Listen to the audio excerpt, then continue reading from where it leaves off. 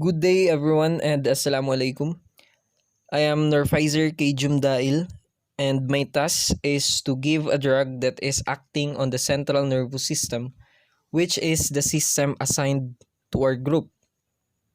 As for my part, I came up with the drug uh, amphetamine sulfate.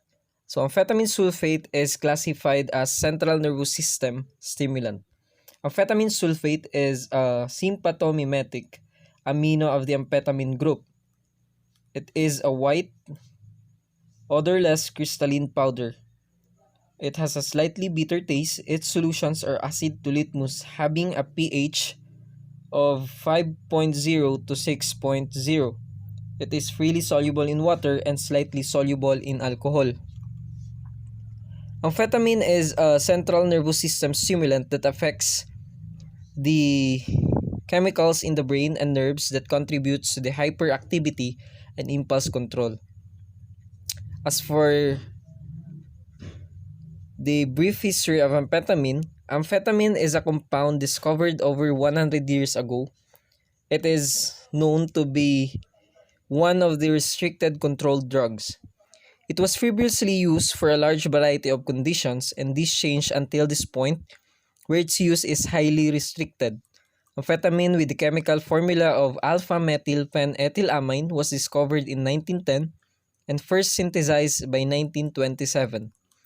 After being proven to reduce drug-induced anesthesia and produce arousal and insomnia, amphetamine racemic mix was registered by Smith, Klein, and French in 1935. Amphetamine structure presents one chiral center and it exists in the form of dextro and levo isomers. The first product of Smith, Klein, and French was approved by the FDA on 1976. During the World War II, amphetamine was used to promote wakefulness in the soldiers. This use derived into a large overproduction of amphetamine, and all the surplus after the war finalized ended up in the black market, producing the initiation of the illicit abuse. Amphetamines are structurally similar to dopamine and noradrenaline. They are a chiral molecule. That is, they can exist in two different chemical forms or enantiomers that are identical in two dimensions. But in three dimensions, they are mirror images of each other. The enantiomers of amphetamines are usually referred to as dexamphetamine and levoamphetamine. Dexamphetamine is more centrally active and therefore more atypical amphetamine than levoamphetamine. Amphetamines are non-catecholamine, sympathomimetic amines with CNS stimulant activity. Peripheral actions include elevations of systolic and diastolic blood pressures and weak bronchodilator and respiratory stimulant action. Amphetamine as the racemic form differs from the dextroamphetamine in a number of ways.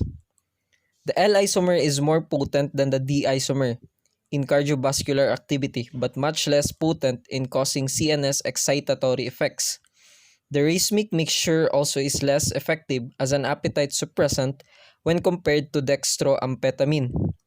There is neither specific evidence which clearly establishes the mechanism whereby amphetamines produce mental and behavioral effects in children, nor conclusive evidence regarding how those effects relate to the condition of the central nervous system.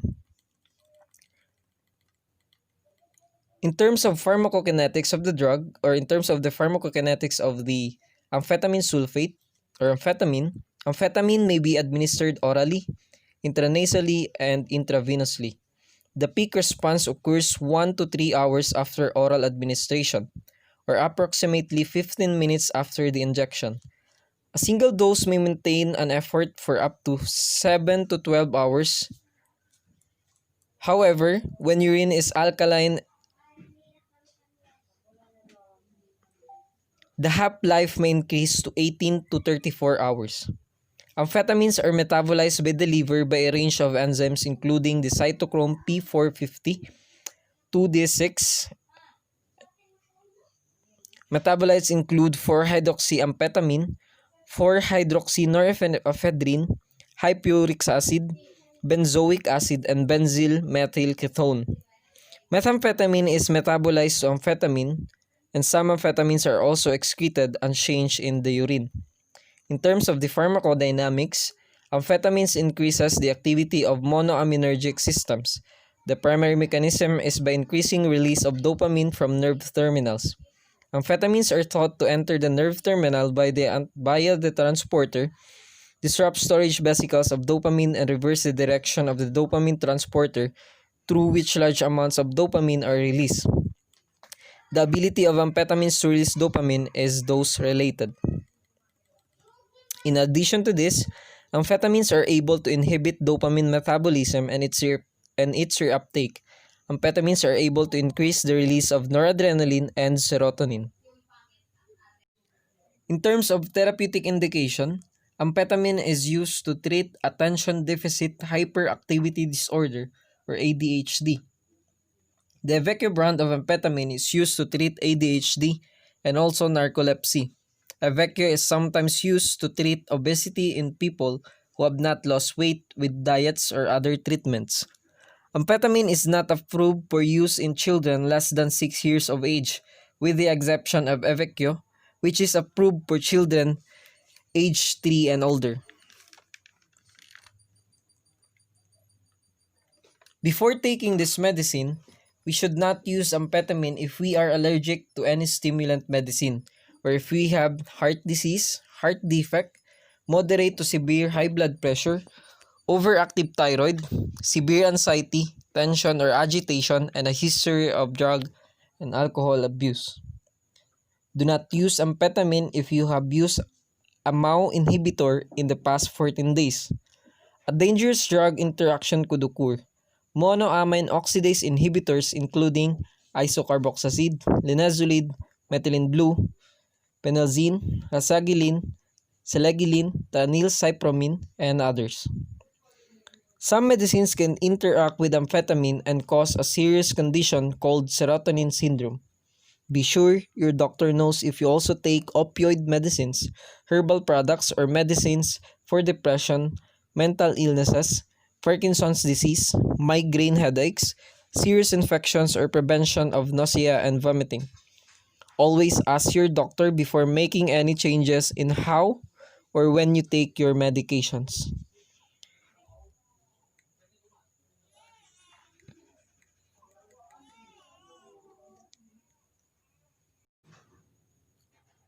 Mechanism of action of amphetamine sulfate.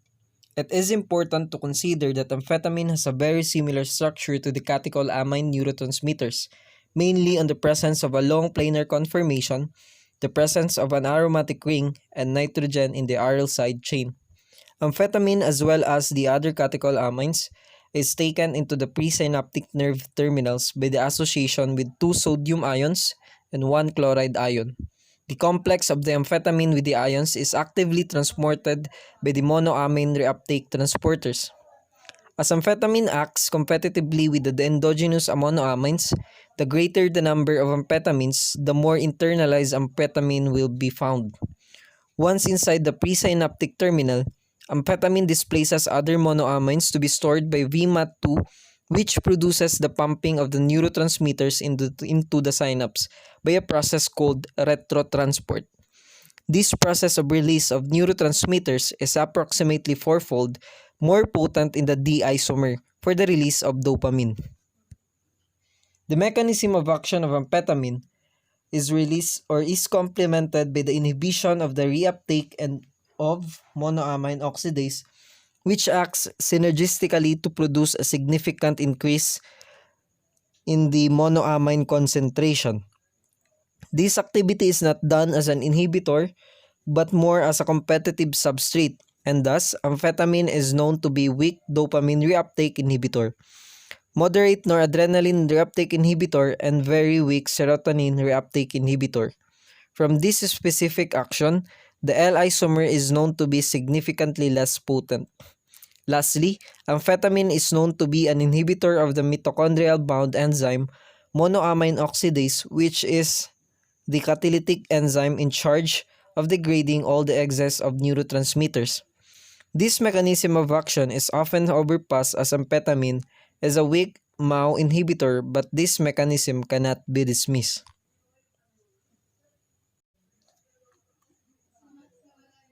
Regardless of therapeutic indication, amphetamine should be administered at the lowest effective dosage and the dosage should be individually adjusted. Late evening doses should be avoided because of resulting insomnia.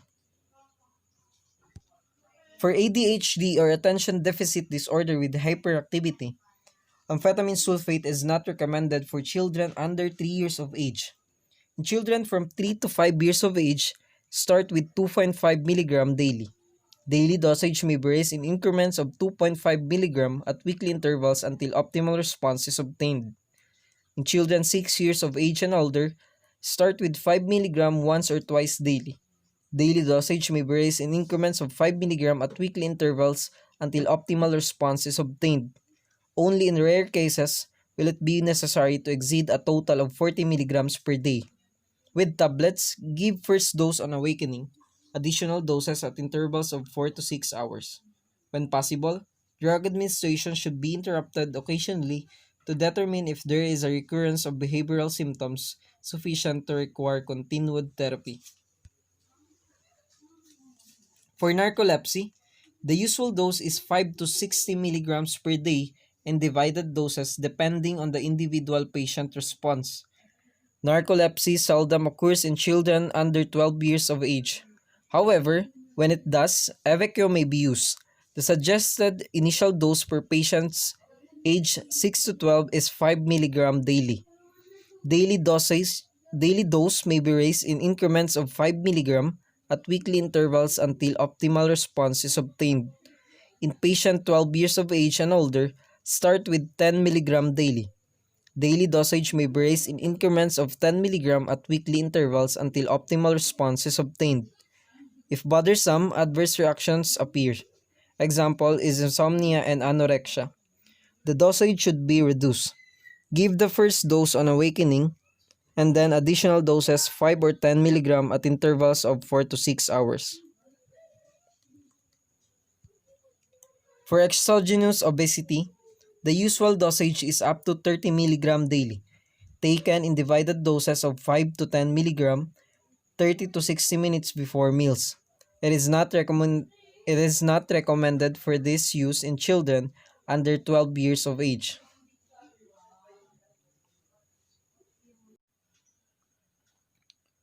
As for my own perception, one thing that I can consider as an advanced improvement technique applied to the amphetamine sulfate is the research conducted by the Evecqua themselves, which they call the Evecqua classroom study.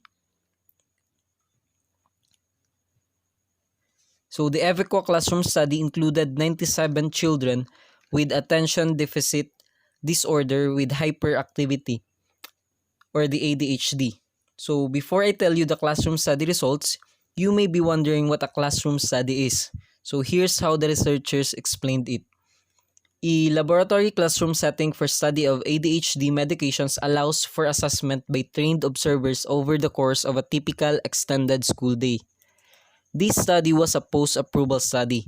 So post-approval studies are used to assess the continued safety and effectiveness of an already approved medication.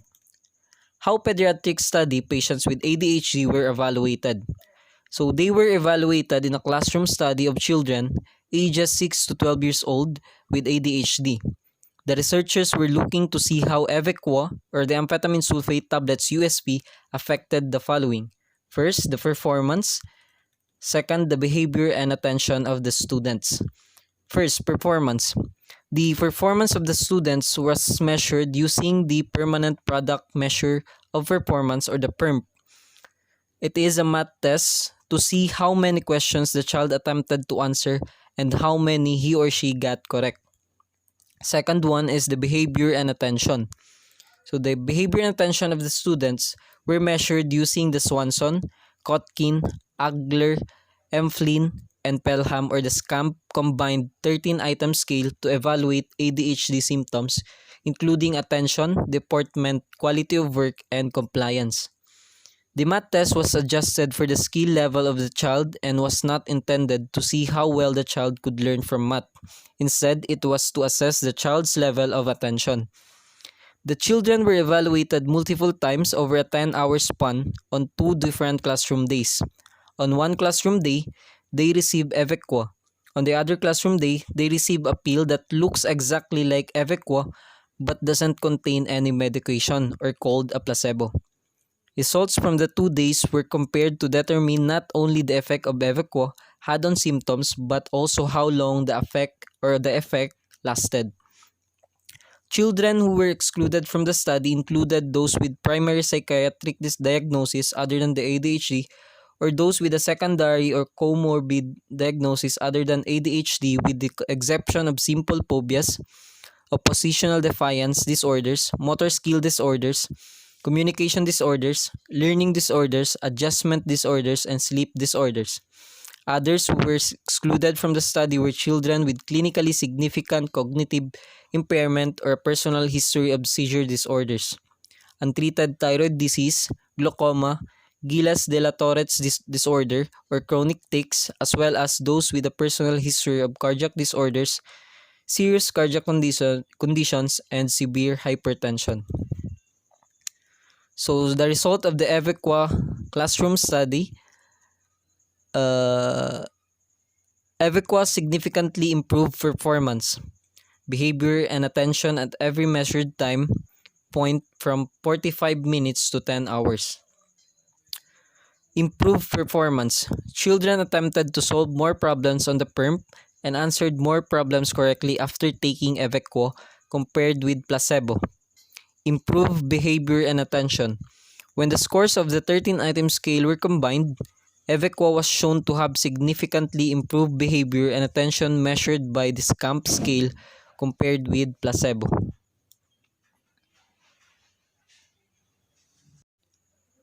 Comparison of amphetamine sulfate to other drugs in terms of improvement of drug delivery and efficacy.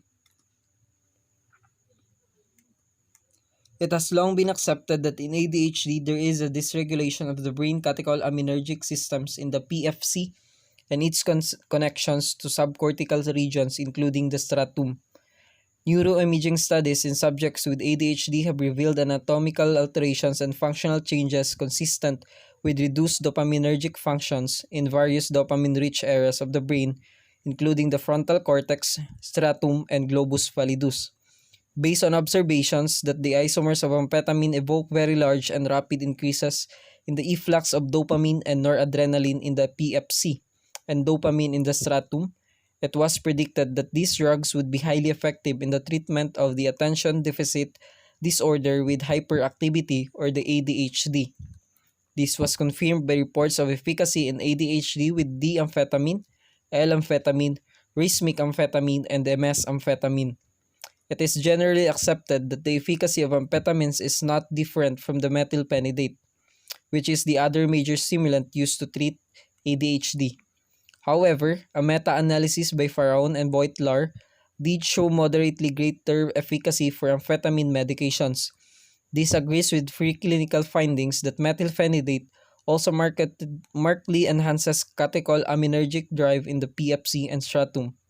On the other hand, several trials have reported the superior efficacy of amphetamine in the treatment of ADHD in comparison with the non-stimulant selective noradrenaline reuptake inhibitor atomoxetine stratera. This finding fits well with results from in vivo microdialysis experiments that have shown atomoxetine can produce moderate increases in extracellular noradrenaline and dopamine in the PFC as a result of blocking the entry of both catecholamine neurotransmitters into noradrenergic neurons via net sites. But as selective noradrenaline reuptake inhibitor, it is without effect in the other brain regions, such as stratum and nucleus accumbens, where synaptic dopamine concentrations are regulated by the DAT sites.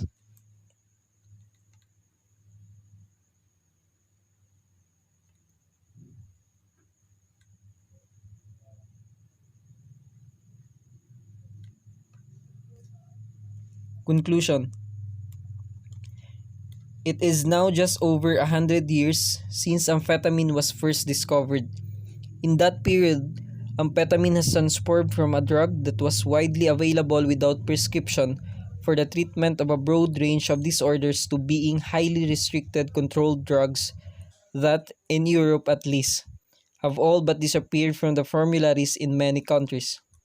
The very clear links between molecular structure and pharmacological mode of action, and in turn, efficacy and safety in humans makes amphetamine a textbook example of translational validity. The primary pharmacology of these drugs is not only responsible for providing efficacy in disorders such as ADHD and narcolepsy, but also for the spectrum of adverse events and liability for recreational abuse, making the balance of benefit and risk the key challenge in their clinical use. Amphetamine ranks alongside methylphenidate as the most effective drugs available for the management of attention deficit disorder with hyperactivity or ADHD, and the advances that have been made in developing genuine once daily medications have addressed some of the problems of therapeutic coverage, whilst at the same time reducing the risk of diversion and recreational abuse.